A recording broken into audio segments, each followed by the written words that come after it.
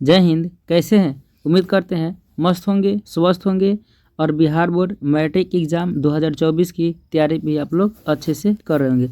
आज के इस वीडियो में हम सामाजिक विज्ञान के 30 महत्वपूर्ण ऑब्जेक्टिव प्रश्नों को पढ़ेंगे। तो चलिए हम वीडियो को करते हैं शुरू। तो पहला क्वेश्चन है कि हिंद चीन में बसने वाले फ्रांसीसी कहे जाते थे। हिंद चीन में बसने वाले जो फ्रांसीसी वह क्या कहे जाते थे? तो हिंद चीन में बसने वाले फ्रांसीसी कोलोन कहे जाते थे। क्या कहे जाते थे? कोलोन कहे जाते थे। बढ़ते हैं नेक्स्ट प्रश्न की ओर। नेक्स्ट प्रश्न है कि रॉलेट एक्ट कब पारित हुआ? तो जो रॉलेट एक्ट है वह कब पारित हुआ? तो 1919 में हुआ था। कब हुआ था? 1919 में हुआ था रॉलेट एक्ट। अगले प्रश्न की ओर बढ़ते हैं। अगला प्रश्न है कि जालियांवाला बाग हत्याकांड के विरुद्ध में किसने अपनी नाइट की उपाधि त्याग दी? यानी जो जालियांवाला बाग जब हत्याकांड हुआ था तो किसने अपनी नाइट की उपाधि त्याग दी थी? तो किसने? तो रविंद्रनाथ टैगोर ने। किसने? रविंद्रनाथ टैगोर ने। ठीक है, बढ़ते हैं अगले प्रश्न की ओर। अगला प्रश्न है कि जर्मनी के एकीकरण में किसकी भूमिका महत्वपूर्ण थी? तो जर्मनी के एकीकरण में किसकी भूमिका महत्वपूर्ण थी? तो बिस्मार्क की। किसकी? बिस्मार्क की भूमिका महत्वपूर्ण थी। ठीक है, बढ़ते हैं नेक्स्ट प्रश्न की ओर। अगला प्रश्न है कि आर्य समाज की स्थापना किसने की? तो आर्य समाज की स्थापना किसने की? तो आर्य समाज की स्थापना स्वामी दयानंद सरस्वती ने की। स्वामी दयानंद सरस्वती ने आर्य समाज की स्थापना की। ठीक है, अगले प्रश्न की ओर बढ़ते हैं। अगला प्रश्न है कि पूर्ण स्वराज की मांग का प्रस्ताव कांग्रेस के किस वार्षिक अधिवेशन में पारित हुआ? तो किस वार्षिक अधिवेशन में पारित हुआ? तो 1929 और कहाँ पे? तो लाहौर में हुआ था। ठीक है, 1929 में लाहौर में हुआ था।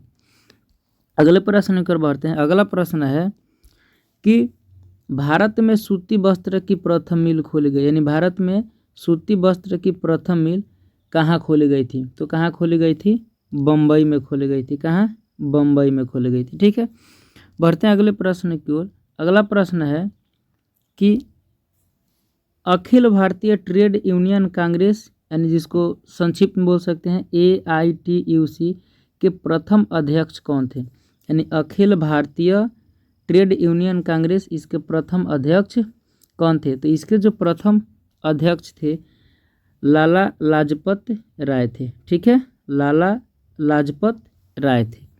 बढ़ते हैं अगले प्रश्न की ओर। अगला प्रश्न है कि हिंद चीन क्षेत्र में अंतिम युद्ध की समाप्ति के समय अमेरिकी राष्ट्रपति कौन थे? यानी जब हिंद चीन क्षेत्र में अंतिम युद्ध हुआ था तो उस समय अमेरिका के राष्ट्रपति कौन थे?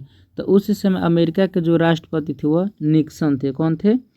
निक्सन थे। ठीक है, बढ़ते हैं अगले प्रश्न की ओर। अगला प्रश्न है प्रश्न संख्या 10 कि विक्टर इमैनुअल ने किसे प्रधानमंत्री नियुक्त किया था? तो यह जो प्रधानमंत्री काउंट काबूर को नियुक्त किया था। किसको? काउंट काबूर को प्रधानमंत्री नियुक्त किया था। ठीक है, बढ़ते हैं नेक्स्ट प्रश्न की ओर। अगला प्रश्न है कि रक्त और लौह की नीति का अवलंबन किसने किया था? रक्त और लौह की नीति का अवलंबन किसने किया था? तो किसने किया था? बिस्मार्क ने किया था। किसने?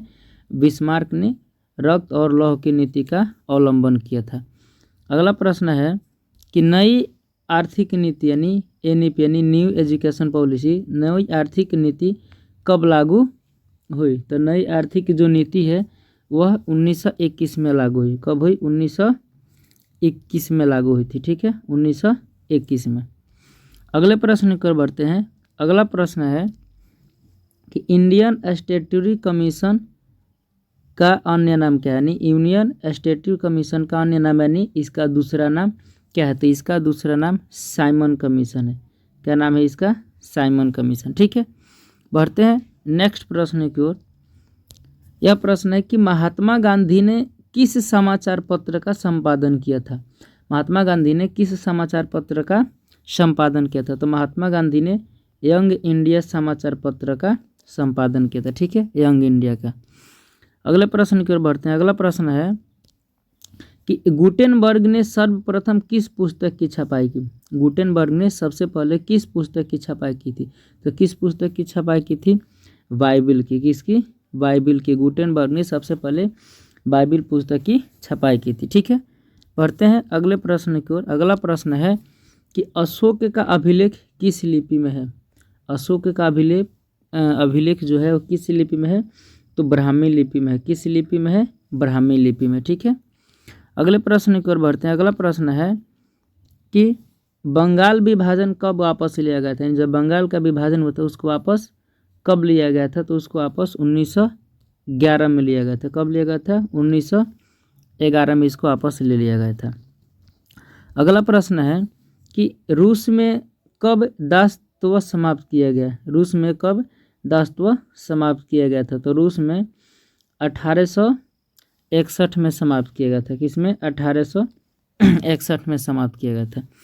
अगले प्रश्न की ओर बढ़ते हैं। अगला प्रश्न है कि किस सम्मेलन में 1 मई को मजदूर दिवस मनाने का निर्णय लिया गया?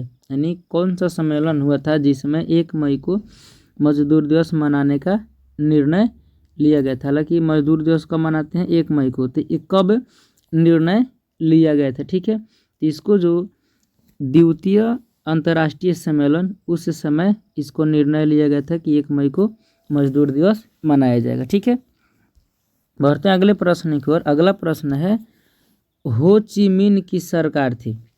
हो ची मिन की सरकार थी, तो क्या थी हो ची मिन की सरकार? उत्तरी वियतनाम में। किसमें? उत्तरी वियतनाम में। ठीक है, अगले प्रश्न की ओर बढ़ते हैं। अगला प्रश्न है कि वार एंड पीस किसने लिखी थी? वार एंड पीस किसने लिखी थी? तो वार एंड पीस टॉल्स्टॉय ने लिखी थी। किसने लिखी थी? टॉल्स्टॉय ने लिखी थी। ठीक है, अगले प्रश्न की ओर बढ़ते हैं कि सोवियत संघ का विघटन कब हुआ था? सोवियत संघ का विघटन कब हुआ था? तो इसका जो विघटन हुआ था 1991 में हुआ था। कब हुआ था? 1991 में हुआ था। बढ़ते हैं अगले प्रश्न की ओर। अगला प्रश्न है कि पटना को अजीमाबाद नाम किसने दिया था? पटना को अजीमाबाद नाम किसने दिया था? तो जाहिर सी बात है अजीमाबाद, अजीम उस शान ने पटना को अजीमाबाद नाम दिया था। अगले प्रश्न की ओर बढ़ते हैं। अगला प्रश्न है कि पाटलिपुत्र नगर की स्थापना किसने की? तो पाटलिपुत्र नगर की स्थापना किसने की थी? तो बिंदुसार, चंद्रगुप्त मौर्य, अजातशत्रु, और इनमें से कोई नहीं। तो इनमें से कोई नहीं हो जाएगा। ठीक है, अगले प्रश्न की ओर बढ़ते हैं। अगला प्रश्न है कि भारत में राष्ट्रीय आय की गणना किस संस्था द्वारा की जाती है? भारत में राष्ट्रीय आय की गणना किस संस्था द्वारा की जाती है? तो किस संस्था के द्वारा की जाती है? तो केंद्रीय सांख्यिकीय संगठन के द्वारा की जाती है। ठीक है, अगले प्रश्न की ओर बढ़ते हैं। अगला प्रश्न है कि योजना आयोग का गठन कब हुआ था? योजना आयोग का गठन कब हुआ था? 15 मार्च 1950 ईस्वी को योजना आयोग का गठन हुआ था। ठीक है, अगले प्रश्न की ओर बढ़ते हैं। अगला प्रश्न है कि उत्पादन के साधनों पर निजी व्यक्तियों का स्वामित्व होता है। तो किसका स्वामित्व होता है? तो पूंजीवादी अर्थव्यवस्था का स्वामित्व होता है। किसका? पूंजीवादी अर्थव्यवस्थाओं का। ठीक है, अगले प्रश्न की ओर बढ़ते हैं। अगला प्रश्न है कि गैस और बिजली उत्पादन किस क्षेत्र का अंग है? गैस और बिजली उत्पादन किस क्षेत्र का अंग है? तो यह द्वितीयक क्षेत्र का अंग है। द्वितीयक क्षेत्र का अंग। ठीक है, अगले प्रश्न की ओर बढ़ते हैं। अगला प्रश्न है कि बंगाल की मुद्रा क्या है?